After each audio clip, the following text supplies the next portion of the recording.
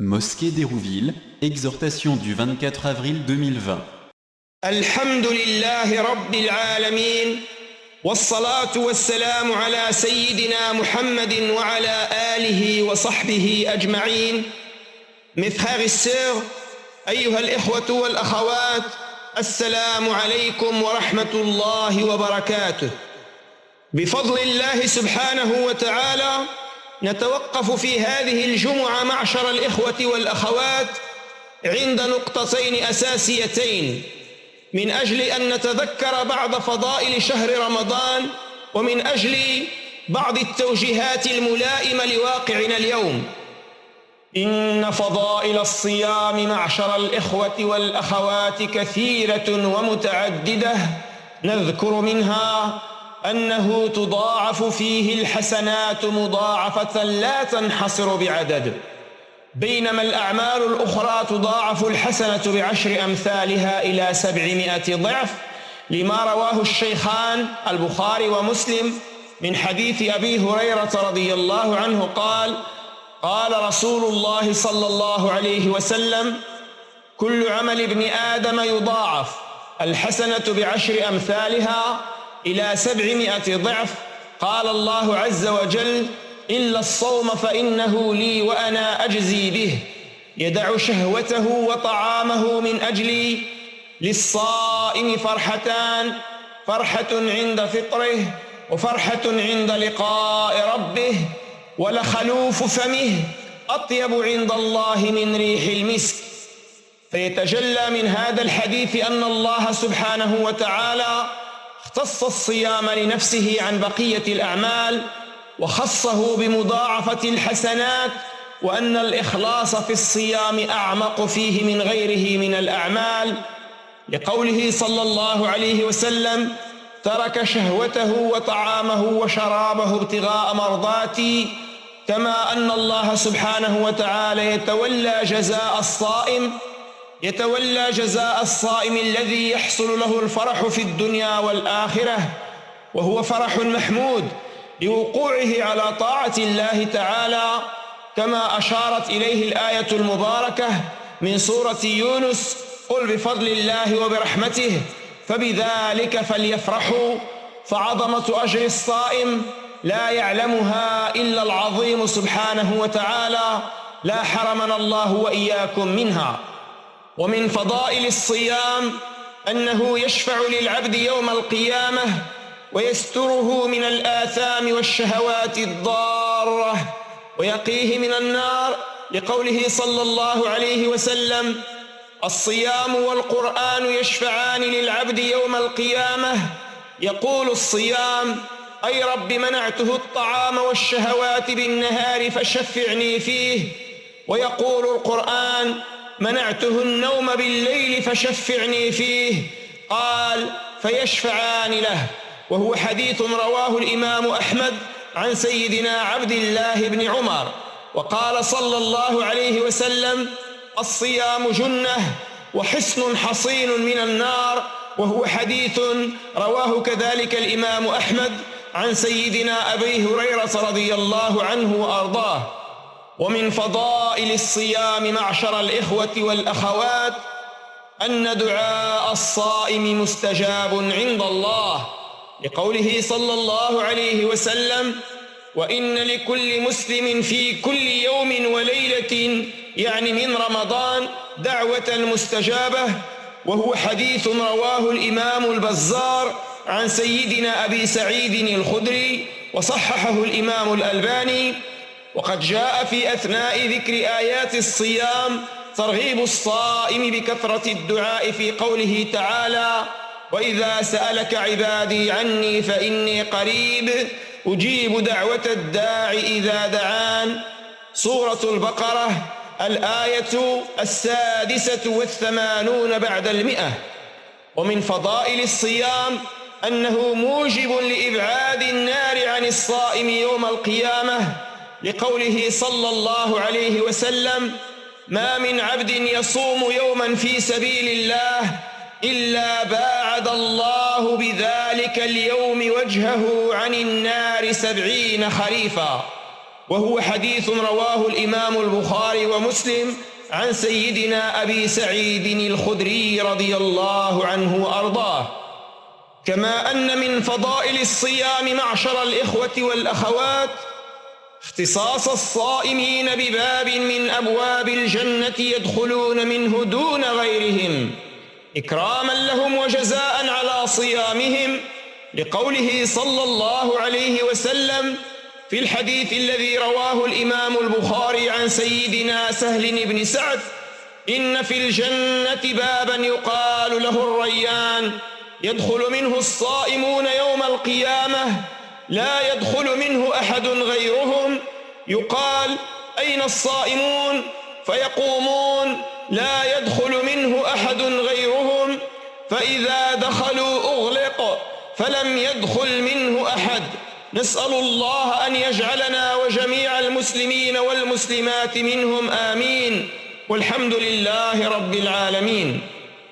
والتوجيهات الأساسية لواقعنا اليوم فيما يتعلق بشهر رمضان، فكما تعلمون جيدا أيها الإخوة والأخوات أن شهر رمضان لهذه السنة يأتي في زمن الحجر الصحي والعزل المنزلي من أجل التوقي من هذا الوباء، ولذلك ينبغي أن نتوقف عند بعض التوصيات لكثير من المجالس التي تمثل المسلمين في أوروبا. وأولاها أن على الصائمين في ظل انتشار هذه الجائحة أن يلتزموا بالقواعد الصحية التي تقتضي منهم التباعد الجسدي، وأن يتوقفوا استثناء عن بعض ما تعودوه في شهر رمضان من الإفطار الجماعي وتبادل الدعوات لموائد الإفطار في البيوت، إلى حين أن ترفع السلطات الرسمية الحظر عن مثل ذلك. وكذلك على الصائم أن يحرص على الغذاء الصحي المتوازن في شهر رمضان، لأن ذلك يعزز عافية البدن بإذن الله، ويحقق أثر الصوم في تقوية المناعة الذاتية للجسم. وبالنسبة لصلاة التراويح فإنها تقام في البيوت بإمامة أقرئهم للقرآن حماية للناس من العدوى، والتزاما بقرار السلطات والهيئات الصحية، وتحصيلا لأجر صلاة النافلة في البيوت.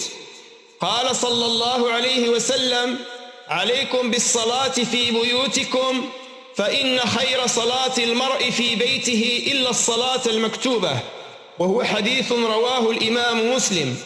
وتجوز القراءة في صلاة التراويح من المصحف لغير الحفظة، ومن لا يحسن العربية يقرأ ما تيسر له من القرآن بعد الفاتحة. وبالنسبة لعدد ركعات التراويح فإن المجال فسيح مفتوح وميسر بإذن الله، فقد صح عن رسول الله صلى الله عليه وسلم أن الله تعالى يكتب بصلاة ركعتين نافلة بعد صلاة العشاء أجر الليلة كلها. والسنة العملية لرسول الله صلى الله عليه وسلم كما ورد في حديث عائشة رضي الله عنها أنه صلى الله عليه وسلم ما كان يزيد على 11 ركعة أو 13 ركعة، إلا أنها قالت رضي الله عنها: كان يصلي 4 لا تسأل عن طولهن وحسنهن، لأن الرسول صلى الله عليه وسلم كان يتدبر آيات الله وكان يرتل القرآن ترتيلا عليه الصلاة والسلام. ونجد أن من السلف من كان يصلي 20 ركعة من التراويح إلى 36 ركعة إلى 40 ركعة. ويبقى الحديث الحكم في هذا المضمار هو قوله صلى الله عليه وسلم: صلاة الليل مثنى مثنى، فإذا خفت الفجر فأوتر بواحدة. فالمجال مفتوح وفسيح كل على قدر استطاعته. وصلى الله وسلم على سيدنا محمد والحمد لله رب العالمين. Par la grâce et la facilité d'Allah subhanahu wa ta'ala, on s'arrête aujourd'hui, mes frères et sœurs, sur 2 points essentiels. Premièrement, pour se rappeler quelques vertus du mois du Ramadan, et deuxièmement, pour s'arrêter sur quelques orientations qui concernent notre contexte, notre Ramadan de cette année. Les vertus du jeûne sont très nombreuses, mes frères et sœurs, mais on va s'arrêter sur quelques-unes qui sont très célèbres en la matière. La première, c'est que la récompense du jeûne est illimitée et sans compter auprès d'Allah subhanahu wa ta'ala, comme il est bien indiqué dans le hadith transcendant qui est rapporté par Al-Bukhari et Muslim selon Abu Huraira, c'est que le prophète sallallahu alayhi wa sallam a dit, Allah exalté soit-il a dit, toute action du fils d'Adam sera multipliée de 10 à 700 fois, sauf le jeûne, car il est pour moi, et c'est moi qui le récompense. Il abandonne ses désirs et sa nourriture pour moi. Il y a 2 joies pour le jeûneur, lorsqu'il rompt son jeûne et lorsqu'il rencontre son Seigneur. Et la laine du jeûneur est plus agréable à Allah que l'odeur du musc. Et la deuxième vertu, mes frères et sœurs, c'est que le jeûne intercédera pour le jeûneur auprès d'Allah le jour du jugement dernier, le protégeant des péchés, des jouissances nuisibles et de l'enfer. Le prophète sallallahu alayhi wa sallam a dit, le jeûne et le Coran intercéderont auprès d'Allah au profit du jeûneur. Le jeûne dira, ô Seigneur, je l'ai prédit de sa nourriture et de ses jouissances, accepte mon intercession pour lui. Et le Coran dira, je l'ai prédit de son sommeil nocturne, accepte, ô Seigneur, mon intercession pour lui. Et Allah subhanahu wa ta'ala acceptera. Et ce hadith est bien rapporté par l'imam Ahmed, selon Abdullah, le fils de Omar ibn al-Khattab, qu'Allah les agrée. Et le prophète sallallahu alayhi wa sallam a dit dans un autre hadith, le jeûne est une armure, est une protection efficace contre le feu de l'enfer. Et ce hadith est bien rapporté par l'imam Ahmed, selon Abi Huraira, qu'Allah l'agrée. Et la troisième vertu, mes frères et sœurs, c'est l'exaucement des invocations du jeûneur. Le prophète sallallahu alayhi wa sallam a dit, et tout musulman dispose de jour comme de nuit d'une invocation exaucée. Et ce hadith est bien rapporté par l'imam al-Bazzar, selon Abi Sa'id al-Khudri, qu'Allah l'agrée, et authentifié par l'imam al-Albani. Et dans le verset de la sourate La Vache, 186 relatif au jeûne, Allah exalté soit-il incite les jeûneurs à l'invoquer abondamment. Il a dit, exalté soit-il, et quand mes serviteurs t'interrogent à mon sujet, alors je suis tout proche, je réponds à l'invocation de l'invocateur quand il m'invoque. Et la quatrième vertu, mes frères et sœurs, c'est que le jeûne est une protection sûre du jeûneur des flammes de l'enfer. Le prophète sallallahu alayhi wa sallam a dit, chaque jour jeûner pour la cause d'Allah éloignera le visage du jeûneur 70 ans des flammes de l'enfer en guise de récompense. Et ce hadith est bien rapporté par l'imam al-Bukhari selon Abi Sa'id al-Khudri, qu'Allah l'agrée. Et dans un autre hadith, le prophète sallallahu alayhi wa sallam a dit, le jeûne est une armure, est une protection efficace contre le feu de l'enfer. Et ce hadith est bien rapporté par l'imam Ahmed selon Abi Huraira, qu'Allah l'agrée. Et la cinquième vertu, mes frères et sœurs, c'est le privilège accordé aux jeûneurs par Allah exalté soit-il de passer par une porte du paradis attribuée spécialement à eux en guise de récompense pour leur jeûne. Le prophète sallallahu alayhi wa sallam a dit, il y a au paradis une porte appelée Ar-Rayyan, les rafraîchissements, par laquelle seuls les jeûneurs entreront. Il s'ouvrira le jour de la résurrection, on les appellera, où sont les jeûneurs? Ils se livreront et entreront. Une fois à l'intérieur, la porte se refermera à jamais et plus personne n'y entrera. Et ce hadith est bien rapporté par l'imam al-Bukhari selon Sahl ibn Sa'd, qu'Allah l'agrée. Et comme vous savez très bien, mes frères et sœurs, pendant ce ramadan, tout rassemblement d'adoration en groupe ne peut avoir lieu. Et dans ce cadre, et afin de préserver la santé de tout le monde, en luttant contre la contagion à travers le confinement, les jeûneurs sont appelés par l'esprit de leur dogme à adopter les gestes barrières, à renoncer exceptionnellement ce qu'ils ont l'habitude de faire pendant ce mois béni, comme la rupture du jeûne en commun et les invitations, jusqu'à ce que les autorités sanitaires lèvent le confinement. La personne atteinte par le coronavirus est dispensée de jeûne et doit se conformer aux prescriptions des médecins. La religion les autorise. Il rattrapera son jeûne ultérieurement. et la personne ne pouvant jeûner pour cause d'une maladie incurable devra s'acquitter de la fidya, une compensation de 7 € par jour. Et pour les prières nocturnes, les tarawih se feront incha'Allah à la maison et sont dirigées par les personnes qui maîtrisent le plus le Coran. Et le prophète sallallahu alayhi wa sallam nous a dit dans le hadith qui est rapporté par l'imam Muslim: accomplissez la prière chez vous, car la meilleure prière de la personne est celle accomplie chez elle, sauf la prière obligatoire. Concernant le nombre des raka'as, des unités, ça commence de 2 unités. Comme il est bien indiqué dans le hadith du prophète sallallahu alayhi wa sallam, qui nous montre un aspect parmi les aspects de la générosité d'Allah subhanahu wa ta'ala, que quiconque fait 2 raka'at méritoires après l'Isha, il est considéré auprès d'Allah subhanahu wa ta'ala à l'échelle de la récompense comme il a passé toute la nuit en prière nocturne. Et dans la pratique du prophète sallallahu alayhi wa sallam, on trouve dans le hadith du Aïcha qu'Allah subhanahu wa ta'ala l'agrée, qui est bien authentique en la matière, que le prophète sallallahu alayhi wa sallam ne dépassait pas 11 ou 13 raka'at unités en comptant les 3 raka'at de Shaf' et le Witr. Mais Aïcha rajoute que les prières du prophète sallallahu alayhi wa sallam étaient très longues et très belles. Il prenait le temps sallallahu alayhi wa sallam pour l'articulation et la méditation sallallahu alayhi wa sallam. Et chez les anciens vertueux, on trouve qu'il y avait parmi eux qui faisaient jusqu'à 40 unités. Mais le hadith tranchant en cette matière, c'est que le prophète sallallahu alayhi wa sallam nous a enseigné de faire la prière de la nuit, 2 raka'at après 2, une fois l'aube s'approche, on termine par l'unité de l'witr.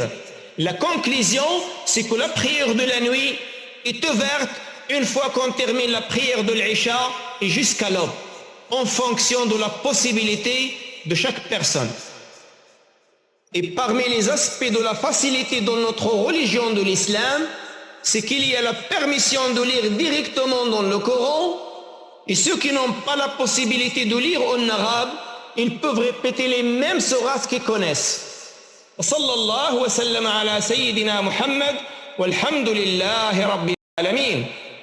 اللهم صل على سيدنا محمد وعلى آله وصحبه أجمعين. اللهم إنا نسألك الخير كله فواتحه وخواتمه ظواهره وبواطنه ما علمنا منه وما لم نعلم، ونعوذ بك من الشر كله فواتحه وخواتمه ظواهره وبواطنه ما علمنا منه وما لم نعلم. اللهم إنا نسألك الجنة وما يقرب إليها من كل قول وعمل، ونعوذ بك من النار وما يقرب إليها من كل قول وعمل، ونسألك من كل خير سألك منه عبدك ورسولك محمد صلى الله عليه وسلم، ونعوذ بك من كل شر استعاذ منه عبدك ورسولك محمد صلى الله عليه وسلم. اللهم ما قضيت لنا من أمر فاجعل عاقبته لنا رشدا، وأصلح لنا شأننا كله ولا تكلنا إلى أنفسنا ولا إلى أحد من خلقك طرفة عين ولا أدنى من ذلك ولا أكثر يا ذا الجلال والإكرام. اللهم إنا نسألك إيمانا بك ووفاء بعهدك وتصديقا بكتابك واتباعا لسنة نبيك محمد صلى الله عليه وسلم. اللهم إنا نسألك موجبات رحمتك وعزائم مغفرتك والسلامة من كل إثم والغنيمة من كل بر والفوز بالجنة والنجاة من النار. اللهم إنا نسألك الراحة عند الموت والعفو والتيسير عند الحساب والفوز بالثواب والنجاة من العذاب يا كريم يا وهاب. اللهم إنا نسألك عيش السعداء وموت الشهداء ومرافقة الأنبياء يا حي يا قيوم يا ذا الجلال والإكرام. اللهم إنا نعوذ بك من عضاء الذاء ونعوذ بك من جهد البلاء ونعوذ بك من درك الشقاء ونعوذ بك من شماتة الأعداء ونعوذ بك من غلبة الدين، ونعوذ بك من قهر الرجال، ونعوذ بك من شر المآل في الدنيا والآخرة يا رب العالمين. اللهم إنا نعوذ بك من الشك والشرك ومن الشقاق والنفاق وسوء الأخلاق وسوء المنقلب في المال والأهل والولد. اللهم إنا نعوذ بك من عذاب جهنم، ونعوذ بك من عذاب القبر، ونعوذ بك من فتنة المسيح الدجال، ونعوذ بك من فتنة المحيا والممات، ونعوذ بك من المأثم والمغرم. اللهم إنا نسألك أن تهدينا للهدى، وأن توفقنا للتقوى، وأن تأخذ بأيدينا إلى ما تحبه وترضاه يا رب العالمين. اللهم تقبل منا صيامنا وقيامنا وجميع أعمال البر، وتجاوز عن سيئاتنا، واجعلنا من عتقائك من النار في هذا الشهر المبارك. اللهم ربنا اعتق رقابنا ورقاب آبائنا وأمهاتنا وأزواجنا وذرياتنا وجميع أحبابنا من النار، وأدخلنا الجنة مع الأبرار، واجعلنا مع الذين أنعمت عليهم من النبيين والصديقين والشهداء والصالحين، وحسن أولئك رفيقا يا ذا الجلال والإكرام. وصلى الله وسلم وبارك على سيدنا محمد، والحمد لله رب العالمين.